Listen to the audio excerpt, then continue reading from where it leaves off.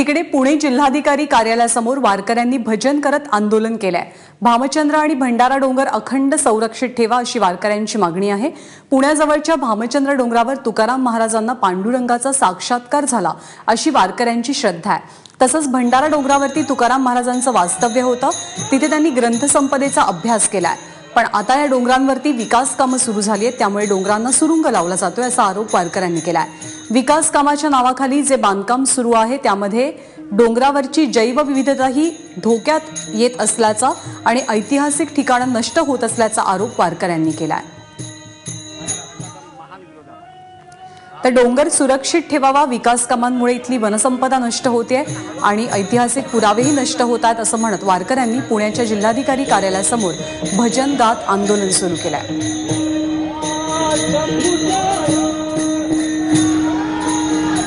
भामचंद्र डोंगर आणि भंडारा डोंगर अखंड संरक्षित ठेवा अशी प्रमुख मागणी या वारकऱ्यांची आहे।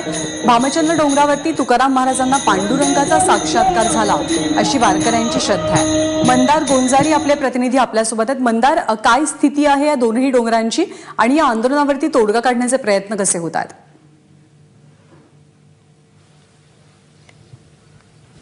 ज्ञानदा, तुकाराम महाराजांना गाथा जिथं स्फुरली तो हा भामचंद्रगड। या ठिकाणी मोठ्या प्रमाणामध्ये तोडफोड होते आहे, या डोंगराला धोका पोचतो आहे असा वारकऱ्यांचा आरोप आहे आणि गेली जवळपास 12 वर्ष हा डोंगर त्याच्या नैसर्गिक स्वरूपामध्ये राहावा यासाठी हे वारकरी आंदोलन करतायत। देहूपासून हा डोंगर 12 किलोमीटर अंतरावरती आहे। महाराष्ट्र औद्योगिक विकास महामंडळ अर्थात MIDCच्या माध्यमातून मधल्या काळात या 12 किलोमीटरच्या पट्ट्यामध्ये मोठ्या प्रमाणात वेगवेगळ्या कंपन्या आल्या, ज्यामुळे इथं औद्योगिकीकरण झालं, लोकांना रोजगार मिळाले। हे जसं एक आपण म्हणू की जमेची बाजू आहे, तशीच या कंपन्या किंवा या कंपन्यांमुळे इथं जे काही इतर गोष्टी आल्या त्यामुळे या डोंगरालाही धोका निर्माण होत गेला। हॉटेलिंग असेल किंवा प्लॉटिंग असेल असे प्रकार या ठिकाणी सुरू झाले, ज्यामुळं या ठिकाणी देहूवरून जे एकांतवासासाठी किंवा चिंतनासाठी वारकरी अजूनही येतात त्यांना या ठिकाणी अडथळा व्हायला लागला। महत्त्वाची बाब ही आहे की हा डोंगर तुकाराम महाराजांचा अधिवास लाभलेला असला तरी या डोंगराच्या परिसरामध्ये जी जमीन आहे ती खाजगी मालकीची आहे। ब्रिटिशांच्या काळामध्ये काही लोकांना ती इनाम दिलेली होती आणि त्या जमिनीमध्ये या लोकांकडून काही खोदकाम करणं किंवा प्लॉटिंग करणं असे प्रकार सुरू आहेत आणि ज्याला वारकरी विरोध करतायत। आपल्यासोबत मधुसूदन महाराज आहेत, त्याचबरोबर गजानन वाहवळ आहेत आणि भगवान महाराज आहेत, जे या आंदोलनामध्ये नेतृत्व करतायत। आपण मधुसूदन महाराजांपासून सुरुवात करूयात। जवळपास 12 वर्ष झाली आम्ही पाहतो आहोत की तुम्ही हा डोंगर अशाच प्रकारे राहण्या यासाठी प्रयत्न करताय। सरकार दरबारी अडथळा नक्की कुठून येतोय? तुम्ही हे सगळं मांडत असाल तिथे प्रतिसाद का मिळत नाहीये? वास्तविक सरकारने हे मनावर घ्यायला पाहिजे होतं। डाव केमिकल कंपनीच्या अगोदर 1 वर्ष मी 2007ला की सदर ही महाराजांची साक्षात्कार तपोभूमी, साधकांचं साधना केंद्र हे पवित्र एकांतप्रिय राहावं, याला कुठल्याही प्रकारचा विडंबना होऊ नये म्हणून मी मागणी केलेली आहे। पण शासनानं पूर्णपणे इकडे दुर्लक्ष करून की आता आपण पाहतोय पाठीमागं की MIDC अंतर्गत भामचंद्राचा पवित्र पायथा हा जो दक्षिणेचा हा तुटला गेलाय, तोडला गेलेला आहे। विकासाला आमचा विरोध नाही, म्हणजे विकास करत असताना प्राचीन संत संस्कृती ही अबाधित ठेवून इथलं वस्तू सामर्थ्य जे आहे एकांतप्रियतेचं ते अबाधित ठेवून शासनाने विकास करणं आवश्यक होतं। यासाठी मी गेले 12 वर्ष शासनाकडे सातत्याने सर्व विभागाकडे मागणी केलेली आहे, प्रत्यक्ष भेटी घेतल्या आहेत। याच्यामध्ये मुख्यमंत्र्यांची भेट घेतलेली आहे, सांस्कृतिक मंत्री विनोद तावडे साहेबांची भेट घेतलेली आहे, त्याच्यानंतर सुधीर मुनगंटीवार साहेबांची भेट घेतलेली आहे, आपले खडसे साहेब महसूल मंत्री असताना भेट घेतली आहे। जवळजवळ मला वाटते सगळ्या मंत्र्यांची मी या संदर्भात भेट घेतली, पण कधीही संविधानपणे त्यांनी दखल घेतलेली नाही। आणि आज आम्हाला हे भजन सत्याग्रही शासन चित्तशुद्धी आंदोलन म्हणून आज कलेक्टर ऑफिस समोर आम्हाला हे भजन करावं लागतं। या निमित्तानं तरी शासनाला सुबुद्धी सुचेल आणि आमची ही तपोभूमी जी पवित्र भामचंद्र आहे, कारण गाथ्यामध्ये ह्या पवित्र भूमीचा महाराजांचा गाथा शासनानं प्रकाशित केला आहे।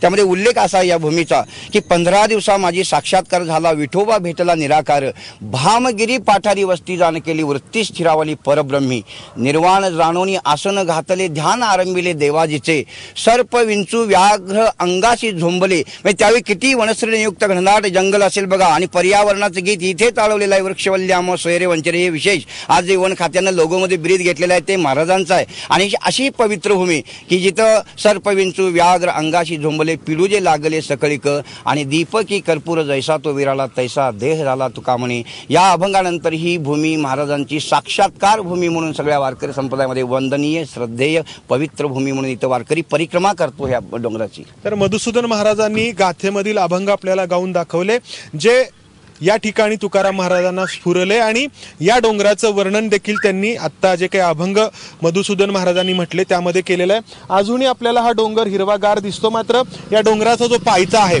तो हळूहळू पोखरत गेलेला आहे. आणि ज्यामुळे या डोंगराला किंवा डोंगरावरती मंदिर असेल, या मंदिराला नुकसान निर्माण झालं. हा भामचंद्रगड असेल किंवा भंडारा डोंगर असेल, या सगळ्या परिसरामध्ये अशा प्रकारे विकासाच्या नावाखालीच्या काही गोष्टी सुरू आहेत. तर गेल्या 12 वर्षांपासून जवळपास हे सगळं सुरू आहे. आता तुमची पुढची आंदोलनाची दिशा काय असणार आहे? आम्ही जे जिल्हा परिषदच्या समोर शासनाला सुबुद्धी द्यावं म्हणून जे आंदोलन आम्ही करतोय, कारण ही 12 वर्षाची तपसाधना आहे.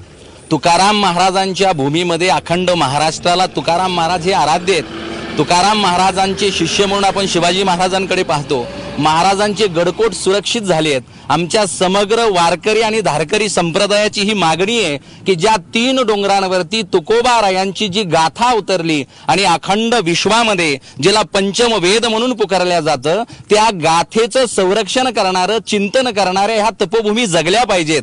कारण आळंदी आणि देहूला लाखोच्या संख्येनं मराठवाडा, विदर्भ, अख्ख्या जगामधून वारकरी येतात वारकरी शिक्षण घ्यायला. आणि जर यांना गाथेचं, वेदांचं, उपनिषदांचं चिंतन करायचं असेल तर चिंतन करण्यासाठी तपोभूमी आवश्यक आहे. आणि ही तपोभूमी जगली पाहिजे म्हणून 12 वर्षापासून संघर्ष वारकऱ्यांचा चालू आहे. आणि शासनाला मी एवढंच म्हणतोय की आपण याकडे लक्ष द्यावं, कारण हा आपला पिता आहे. आणि शासनाचं ब्रीद वाक्य आहे की वृक्षवल्ली आम्हा सोयरी. अरे ज्या गडांवरती वृक्ष उभा राहणारच नाहीयेत, मग त्याला सोयरे म्हणून उपयोग काय? म्हणून शासनाला आम्ही कळकळीची विनंती करतोय की बाबांनो, या प्रश्नाकडे लक्ष द्या.